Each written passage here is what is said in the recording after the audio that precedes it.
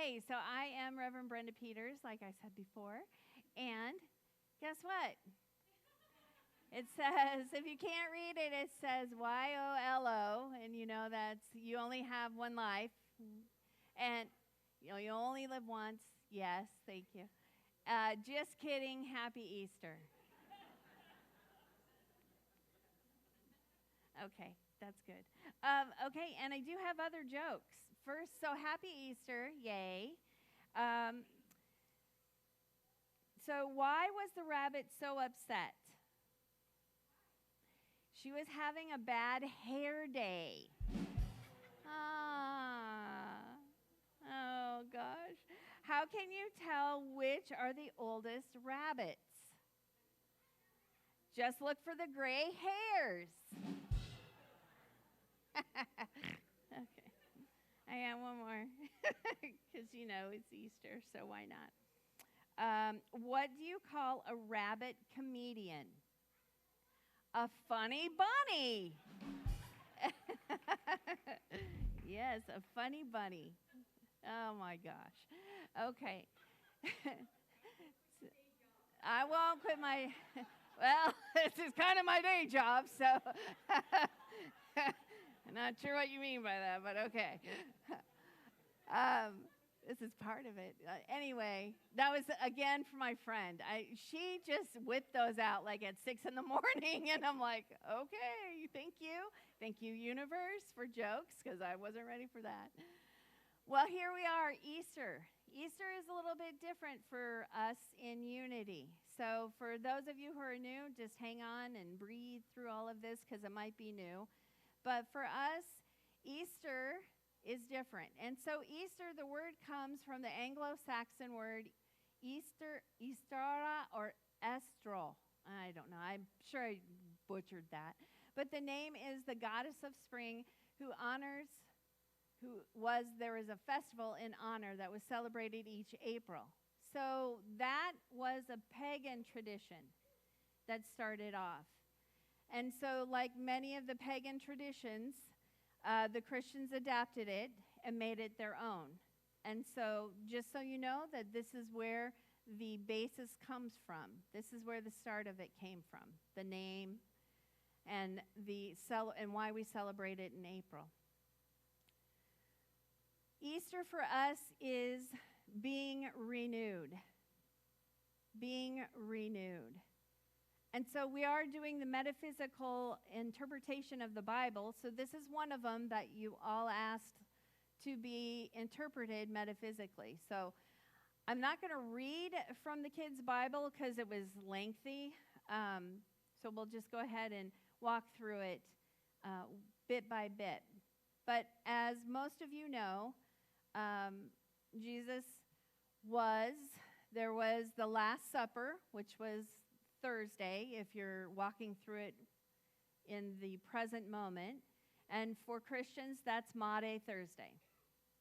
So Maundy Thursday was the Last Supper, when he had his 12 disciples, and one of them, Judas, was the one who betrayed him.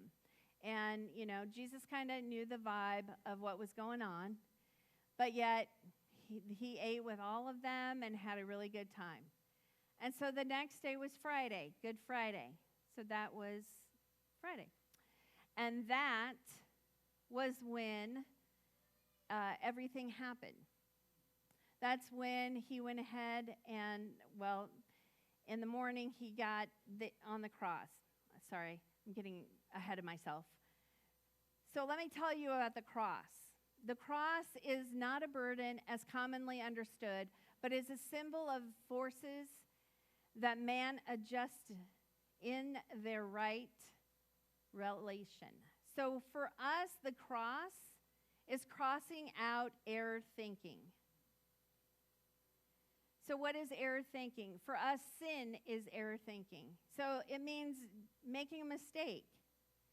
So if you like to wear crosses, know that if you're, part of the unity belief, that is what it symbolizes for us, crossing out error thinking. So getting in alignment with our divine, knowing the truth of who we are, and being at one with that. So they did crucify him, and that crucifixion is different for us.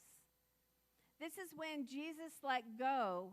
All this time he had a ministry, right? He had a ministry. He was teaching people. He was showing them a different way to be. He was rebelling against the laws at that time. He was, doing a lot of different things that some people didn't feel very comfortable with. And so that's what happened when the crucifixion happened. Because these people, the Pharisees, decided, hey, we don't want you doing this anymore. And now there's a crime that you committed, so now you're going to pay for it. But for us here in Unity, this is Jesus' consciousness letting go of his human side. So we always say in Unity we have a human side and we have a spiritual side. And we're trying to meet in the middle. So this is where Jesus was at that time. He had evolved in his spirituality, in his consciousness, that he was ready to let go of his physical. He was ready to let go of the material. He was ready to let go of everything that he always knew. He was ready to let go of his old beliefs. They were dying. They were dying. And so after he died, they put him in a tomb. Now for us, that tomb is the dark place where we all sometimes like to hide. This could be depression. This could be anger. This could be isolation. This could be just doing the same old thing day in and day out and not questioning why you're doing it or if there's a different way. For us, each one of us, the tomb might be different. And it's a dark place. And sometimes we're just there. And it's okay to be there.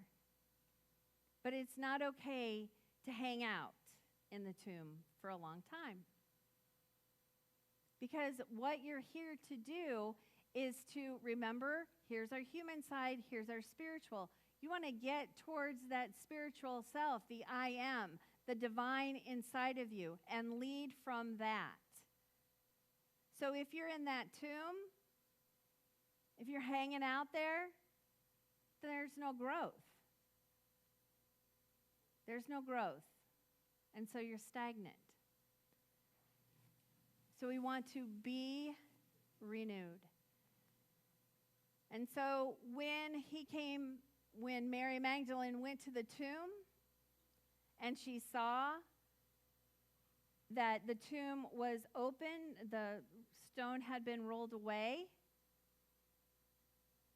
she was shocked.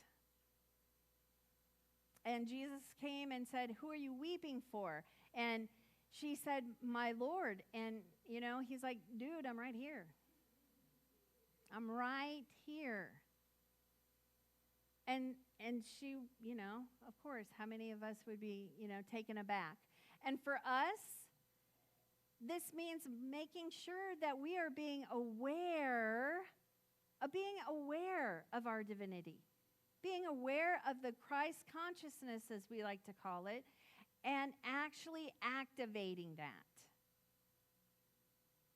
And so after that happened, then Jesus showed himself to the 12 disciples, because the 12 disciples were running because they didn't know if they would be next. And that's where this quote comes in: all great changes are preceded by chaos.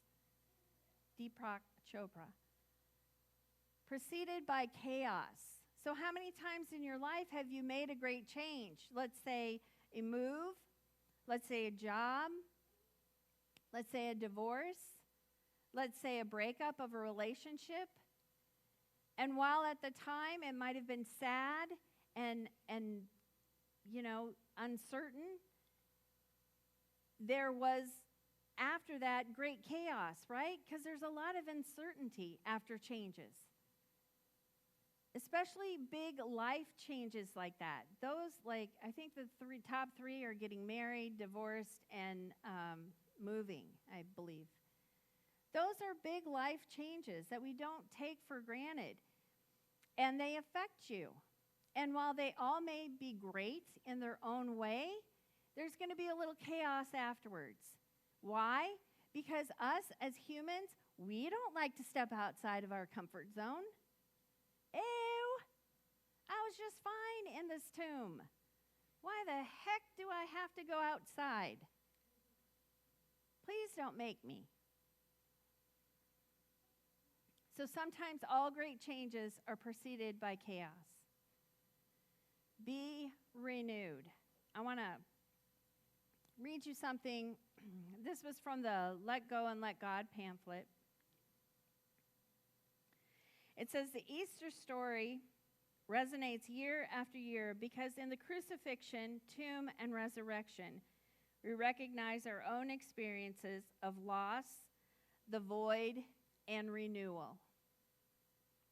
Loss, the void, that's where the chaos comes a lot of times, is that void, especially because we don't want to sit not knowing what's going to happen next. If you're an Enneagram 3, like myself, it's like, oh, I got to do something. I got to do something now to make this change. But the real blessing is sitting in it, sitting in the void, and being with it, and hearing what you need to hear, feel what you need to feel, being in that void. Easter is not so much the celebration of the rising of a man from the dead as it is the recognition that the Christ, self, your divine, is always bursting forth from the tomb. The Christ is always rising out of the limitation, the ignorance, and the apparent darkness of life. And that was from, his name is Donald Curtis, and he was a Unity writer.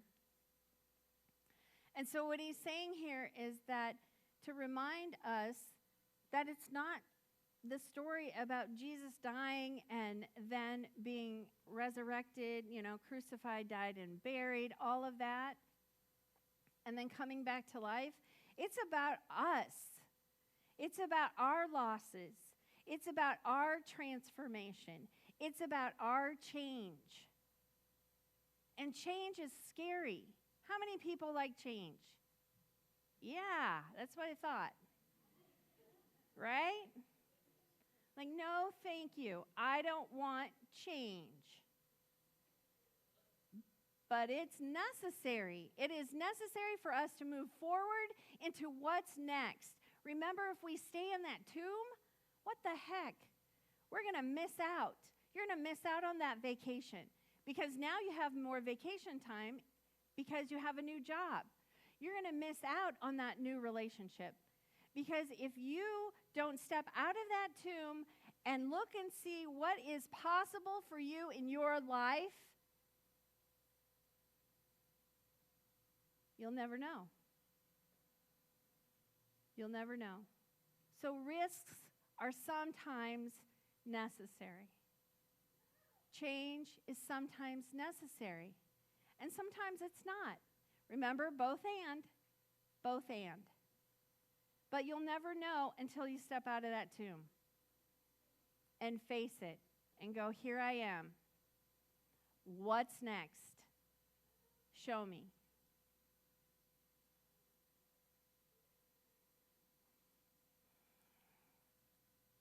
I also want to read this from Ellen.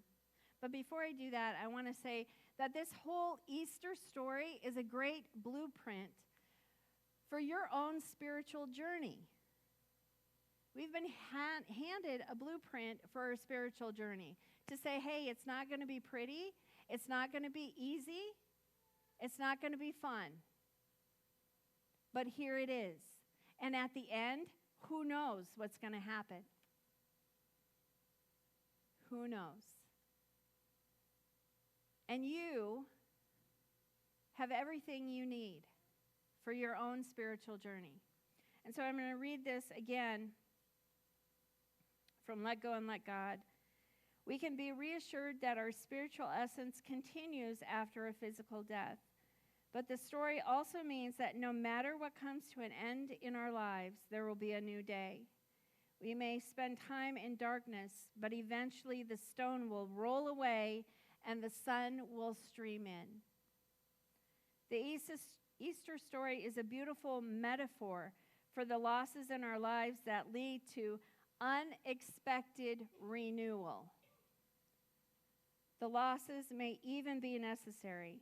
After all, there would have been no resurrection without a crucifixion. So what needs to die? What needs to be let go in your life so that you can transform? What do you need to let go of? If you didn't get this booklet, there's lots there, and we have lots more. It has every day, it had something to let go of. Fear, anxiety, anger. So this is a good tool. But not only this, you know, we like to do fun things here at Unity. Here is my little friend. This little friend is to remind you that you have everything you need inside of you for your spiritual journey. And what is it? Well, first, it's an opener. Why? So you can be open to change, open to transformation. And here is a little tape measurer, easy for me to say, that can measure your growth. Okay? You can measure your growth. And then finally, here's a little light, because you are the light. Okay? So you will all get one of these on your way out. There's 2 baskets in the back there. Make sure you grab one, because I want you all to be reminded that you have the tools you need inside of you. Thank you. You have everything you need. And that's also why we're a community, to remind each other, hey, do you remember your little friend? Get your little friend out, because you have everything you need. And we help each other along the way. We help each other along the way as a community, as Unity of Omaha. And so it is.